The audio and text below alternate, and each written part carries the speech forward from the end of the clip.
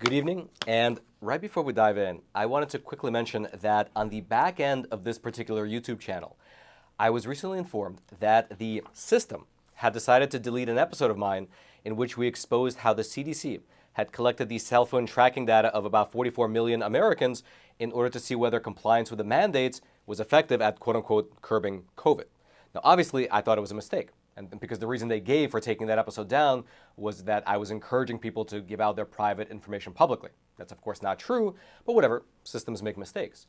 And so I appealed that decision. And wouldn't you know it, after an alleged manual review by a real person, they still decided to delete that episode completely off of this platform. Think about that. Some 20-year-old with probably blue hair and a nose ring over in Silicon Valley decided that the people across this country should not have access to that report about how the CDC was tracking American citizens in order to see whether they were compliant with the mandates. Very cool. And so listen, if you are as sick and tired of this censorship as I am, you're in luck, because the Epoch Times is extending our awesome sale on subscriptions. Just 25 cents a week for the whole year, which if you do the math, works itself out to just be $1 a month. And so if you've been on the fence, you've been thinking about it, you're not sure whether to subscribe or not, but you're 100% sure that you're completely fed up with the unbridled censorship on this platform and others, and you want to try an honest source of news, well, perhaps take this sale as an opportunity to try the Epoch Times for yourself. I'll throw a link down into the description box below. You can just click on that link and head on over to the page where you can try the Epoch Times for yourself for, again, just $1 a month. Now, jumping into today's main topic, this right here is Mr. Jack Smith. He's the special counsel over at the Department of Justice who is currently pushing forward several of the indictments against President Trump at the federal level.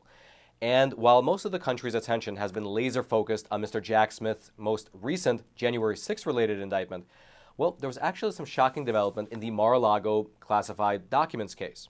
That's because 3 days ago, Jack Smith's team had to admit to a federal judge that they had actually made false statements in court during their case against President Trump. Specifically, their admission came in the form of this court filing right here, and within the pages of this document, these Justice Department prosecutors, they acknowledged that despite what they had told the court previously, they had actually failed to turn over all of the evidence to Trump's legal team as is required by federal law. Here's specifically what the relevant part of this court filing says, quote, "On July 27th, as part of the preparation for the superseding indictment coming later that day and the discovery production for defendant De Oliveira, the government learned that this footage had now been processed and uploaded to the platform established for the defense to view the subpoenaed footage. The government's representation at the July 18th hearing that all surveillance footage the government had obtained pre-indictment had been produced was therefore incorrect." Now, in plain English, it means that despite the fact that on July 18th, the prosecutors told the court that they had handed over all of the surveillance footage to Trump's legal team, that wasn't true, and they had to admit as such. Now, the reason that this matters is severalfold. First of all, under what's known as the Brady Rule, prosecutors in a criminal case, they have a constitutional responsibility to hand over all evidence to the defendant's legal team, which undoubtedly includes information that's favorable to the accused. Second of all, it's not exactly clear why they did not hand over all the footage in the first place, but said they did. In fact, if you look at a timeline of events, it becomes even more suspect. On July 18th, during a court hearing, the prosecutors told the judge that all surveillance footage from Mar-a-Lago had already been handed over to Trump's legal team. Then, 1 week later, on July 27th, Jack Smith and his federal prosecutors issued another indictment, this one being against the Mar-a-Lago property manager, Mr. Carlos De Oliveira. In that case, the prosecutors alleged that Mr. De Oliveira sought to delete the surveillance footage from Mar-a-Lago that was being subpoenaed in the classified documents case. And apparently, in the process of issuing this new indictment to the property manager, the prosecutors included in it new surveillance footage that they had possession of, but never handed over to the Trump legal team.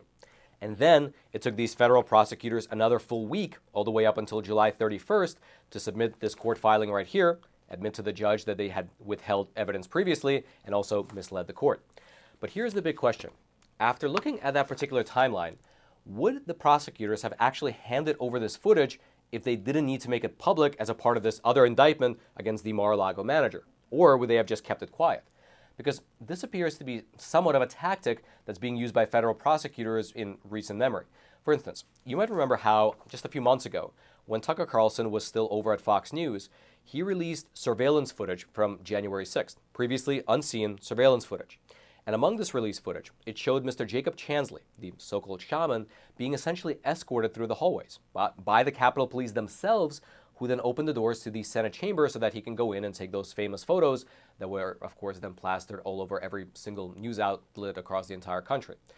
However, that footage, before being aired by Tucker on national TV, was never seen by Jake's legal team. The government never gave that footage to Jake's lawyers prior to him receiving an almost 4-year-long prison sentence. And so really take that in for a moment.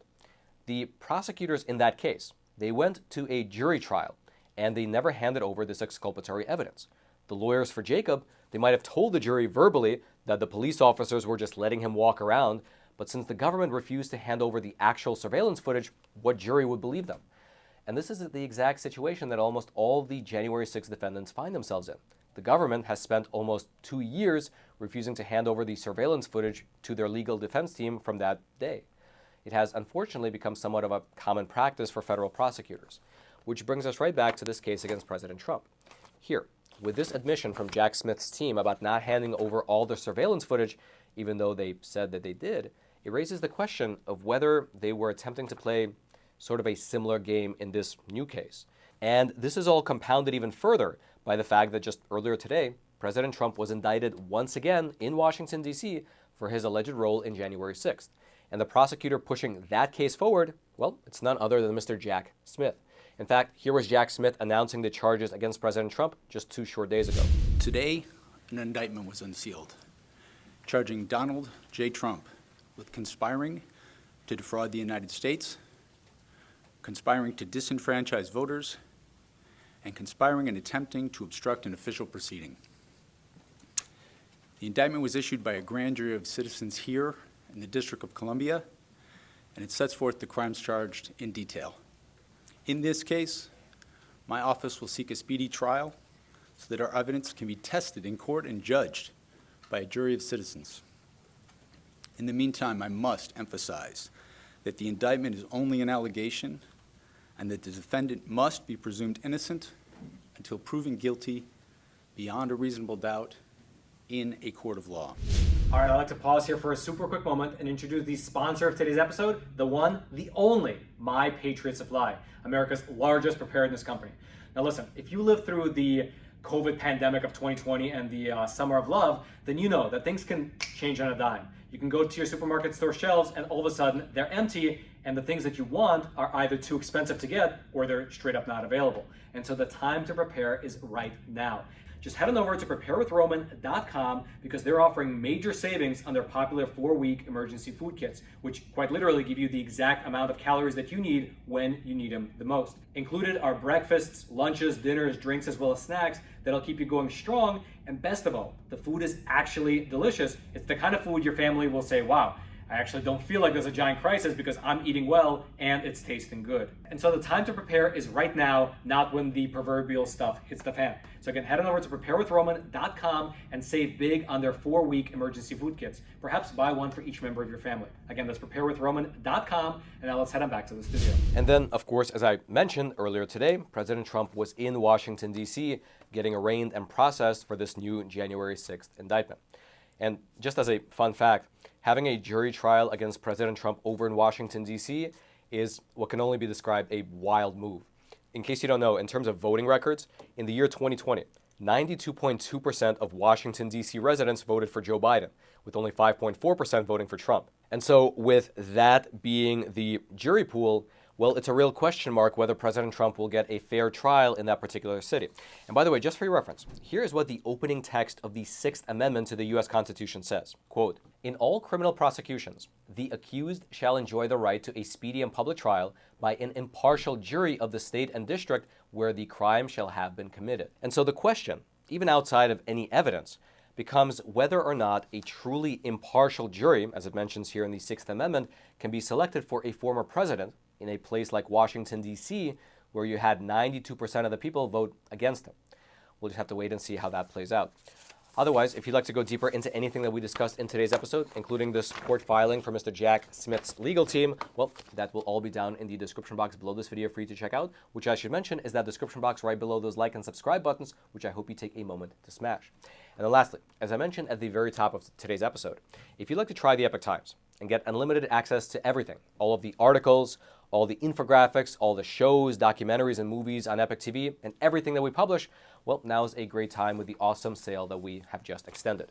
I'll throw a link to that sale page. It'll be right there at the top of the description box below. You can use it to sign up for, again, just a single $1 a month and try the Epoch Times for yourself. I'm sure you'll love it. Again, that link is right there at the top of the description box below. And then until next time, I'm your host, Roman from the Epoch Times. Stay informed. Most importantly, stay free.